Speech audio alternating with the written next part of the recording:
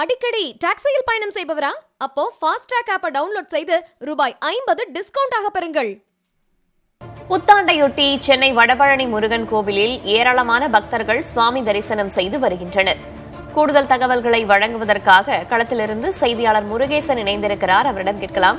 முருகேசன், ஒவ்வொரு ஆண்டும் புத்தாண்டை வழிபாட்டு தலங்கள்ல இறை வழிபாடோடு தொடங்குவது பலருடைய வழக்கமாக இருக்கிறது. அதுலயும் புகழ்பெற்ற வடபழனி முருகன் கோவில்ல கடந்த ஆண்டை பார்த்தும் கூட்டம் அதிகமாக இருந்தது. கடந்த ஆண்டை ஒப்பிடும்போது இந்த ஆண்டு பக்தர்களுடைய வருகை என்பது எப்படி இருக்கிறது? கூட்டம் அதிகமாக இருக்கும் அப்படின்றதுனால சிறப்பு ஏற்பாடுகள் ஏதேனும் செய்யப்பட்டிருக்கின்றனவா?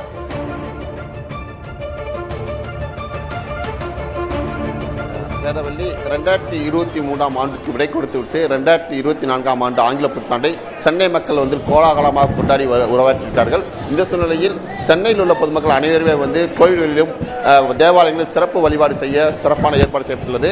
இன்று காலை 4 மணியிலிருந்து சென்னையில் உள்ள பல்வேறு கோயில்களில் பொதுமக்கள் சிறப்பு தரிசனம் செய்யப்பட்டுள்ளது.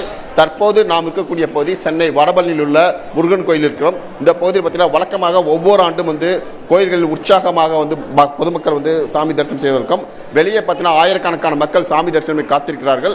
கோவில் நிர்வாகம் சார்பில் பொதுமக்களுக்கு தேவையான அடிப்படை வசதிகள் அனைத்துமே செய்து கொடுக்கப்பட்டது. பக்தர்கள் கூட்ட நெரிசல் தடுப்புகள் அமைக்கப்பட்டு வரிசையாக அழைத்து வரப்படுகிறார்கள். அதே போன்று கூட்ட நெரிசலை தடுக்கும் வகையில் 50 ரூபாய் சிறப்பு கட்டண தரிசனமும் அதே போன்று பொது தரிசனமும் இலவச பொது தரிசனம் செய்யப்பட்டிருக்கிறது. மேலும் ஊனமுற்றோர்கள் மற்றும் முதியவர்கள் கர்ப்பிணி பெண்கள் செல்வதற்காக தனியாக ஒரு வழிபாடு ஒரு கியூவும் அமைக்கப்பட்டிருக்கிறது. அதன் வழியாக அவர்கள் சென்று கொண்டார்கள். சாமி இன்றைய தினம் பார்த்தீங்கன்னா காலை 4 மணிக்கு பிரம்ம முகூர்த்தத்திலிருந்து தற்போது வரைக்கும் பார்த்தீங்கன்னா சாமி தரிசனம் செய்வதற்கு சிறப்பு ஏற்பாடு செய்த நிலையில் தங்க கவசம் அலங்காரத்துடன் முருகன் காட்சியளித்துக் கொண்டிருக்கிறார். இதனைத் தொடர்ந்து சந்தனக்காப்பு அலங்காரம் ராஜ அலங்காரத்துடன் பொதுமக்களுக்கு முருகன் காட்சியளிக்கிறார். தொடர்ந்து பொதுமக்கள் வசதிக்காக ஆங்காங்கே குடிநீர் அடிப்படை வசதியான குடிநீர் தேவையும் குடிநீர் வசதிக்கும் செய்யப்பட்டிருக்கிறது. பொதுமக்கள் எந்தவித சிரமமின்றி நீண்ட வரிசையில் வரிசையில் நின்று ஆங்கில புத்தாண்டை சாமி தரிசனம் செய்து, அதாவது பேரிடர் இல்லாமல் இந்த புத்தாண்டு அமைய வேண்டும், தங்களுக்கு எந்த ஒரு சங்கடங்களும் எந்த ஒரு குறையும் இல்லாமல் இந்த புத்தாண்டு தீர வேண்டும் என்ற நோக்கத்துடன் சாமி வழிபாடு செய்து வருகிறார்கள். வேதவள்ளி, முருகேசன், வடபழனி கோவில் தவிர்த்து சென்னையில பிரசித்தி பெற்ற பிற கோவில்கள், பார்த்தசாரதி கோவில், அஷ்டலட்சுமி கோவில் போன்ற கோவில்கள்ல இயல்பாகவே கூட்டம் அதிகமாக காணப்படும். இன்றைக்கு புத்தாண்டு, அந்த கோவில்களின் நிலவரம் என்ன? அங்கு மக்களுடைய வருகை என்பது எப்படி இருக்கு?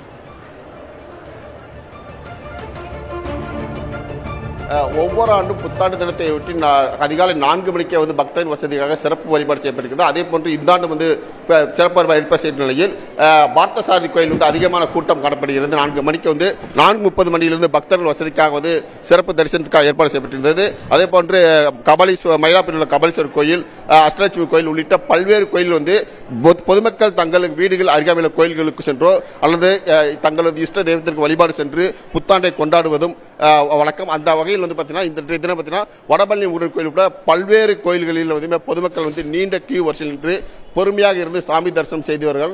அதன் காட்சியை தான் நமது ஒளிப்பதிவாளர் கேசவன் காட்சிப்படுத்தி கொண்டிருக்கிறார்.